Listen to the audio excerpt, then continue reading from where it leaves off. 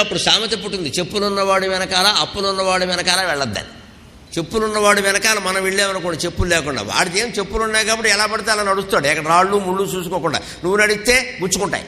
అప్పులున్నవాడు వెనకాల మనం వెళ్ళామనుకోండి స్నేహం కారణంగా ఒరే అనుకుంటాడు. వాడిని ఎవడో వచ్చి అప్పు అడుగుతాడు. వాడిని అడుగుతుంటే మనకు కొంచెం బాధగా, ఇస్తాడవయా ఒకడవే ఇచ్చావంట, వాడిని వదిలేసి మనం కొడతాడు వీడు.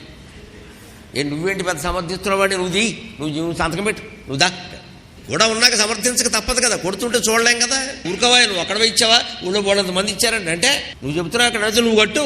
అందుకని అన్నారు చెప్పులున్నవాడు వెనకాల అప్పులున్నవాడు వెనకాల వెళ్తాయి. ఇవాళ చెప్పులు లేనివాడు లేడు, అప్పులు లేనివాడు లేడు. అందుకని మారుతాయి ఆధునిక పరిస్థితులు మనకు. కానీ ఇదివరకు కంటే ముఖ్యమండి ఇప్పుడు కాళ్ళు కడుక్కోవడం, చెప్పులు ఉన్నా సరే. ఎందుకో తెలుసా, ఈ చెప్పులతో ఏం తొక్కొచ్చావు, పైగా చెప్పులు ఉన్నాయి కాబట్టి అడ్డగోలుగా నడుస్తావు. ఏం తొక్కొచ్చావు, చెప్పు బయట పెడతాం మనం, కాళ్ళు మనతోనే ఉన్నాయి కదా, కడుక్కుంటే ఏమైంది. మనుషుల్లో ఈ నమ్మేవాళ్ళు నుండి 3 రకాల వాళ్ళు ఉంటారు, మనం జాగ్రత్తగా ఉండాలి. కొంతమంది ఎలా ఉంటారు అంటే చూసిందల్లా నిజం అనుకుంటారు. అది నిజం అనుకోవడానికి వీల్లేదమ్మా. కానీ చూసింది నిజం అనుకోవడంలో కొంచెం పర్వాలేదు, చూశాడుగా. ఇంకో రకం ఉంటారు, ఎంతకంటే దరిద్రపు మేడం, చెప్పుడు మాటలు విని నిజం అనుకుంటారు. వాళ్ళు చూడరు.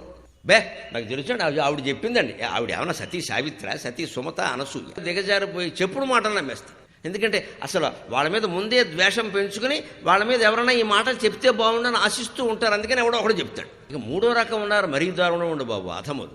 వీళ్ళు చూడక్కర్లేదు, ఎవరూ చెప్పక్కర్లేదు, అసలు కొంతమంది గురించి వీళ్ళే ఊహించుకుంటారు. ఆ ఊహించుకున్నవే నిజం అనుకుంటారు. ఇది మరీ దారుణం, పిశాచి గుణం అంటారు దీన్ని. వాళ్ళ ఊహ అంటే వాళ్ళు ఖచ్చితంగా దుర్మార్గులై ఉండాలని మన ఆశ.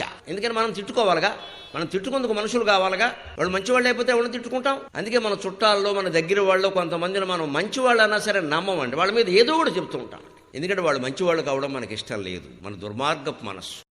ఆడపిల్లని అత్తారింటి పంపేమంటే నోరు మూసి కూర్చోవాలి. రోజు ఫోన్ చేసి ఏం కూర వండారు అని అడగకూడదు. ఇక్కడ నీకు అనవసరం, అది ఏదో వండుతారు, కారప్పుడు వేసుకుంటుంది, నీకెందుకమ్మా. పైగా ఏదైనా కూర వండారు కానీ రోజు అదే కూర, నిన్ను ఎలా పెంచావు ఇక్కడ, 3 రోజులు వచ్చేస్తుందమ్మా, నువ్వేం చేస్తావు ఇక్కడ. పెళ్లి చేసి అత్తారింటికి పంపించామంటే వారానికి ఒకసారి ఫోన్ చేయాలి, అది కూడా వాళ్ళే చేయాలి, మనం కాదు. మనం చేసిన యోగక్షేమాలు అంతే. అత్తగారు బాగా చూస్తుందా, మీ ఆయన సంపాదిస్తున్నాడా, ప్యాకేజీ లీకేజీ, మనకి అనవసరమైన వ్యవహారాలు. ఒకవేళ అమ్మాయి ఏమైనా చెప్పినా సర్దుకోవాలమ్మా, కాకపోతే తండ్రి మీద తోసేయండి, మీ నాన్నతో నేను సర్దుకోవట్లని చెప్పాను, గొడవ ఈడెవడో పడతాడు ఇక్కడ. అలా చెప్తే పిల్లల కాపురాలు నిలబడతాయి. నాకేం మొహమాటం లేకుండా చెబుతున్నాను. మనమే రెచ్చగొట్టేస్తూ ఉంటే అలాగా, నగలన్నీ పెట్టలేదా, అనుకున్నవి పెట్టద్దా, ఏంటో అనుకునేది పెట్టేది ఇక్కడ. అది మొత్తం మనం ఇక్కడ చెప్పేసి అదడుగు ఇదడుగు ఊరుకుంటే పెడతారేటి.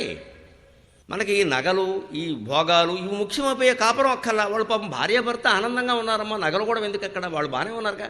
అది కాదండి మనకు కావాలి, మన పట్టుదలను నెరవేరాలి.